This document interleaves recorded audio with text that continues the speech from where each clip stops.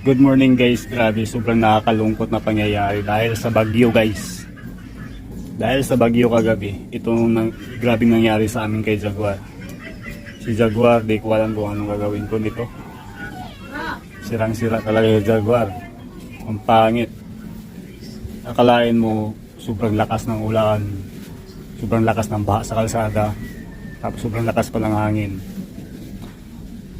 Yun ang sinapit namin kagabi pag uwi namin ng alas 11 ng gabi. Kaya ito si Jaguar guys, papakita ko sa inyo.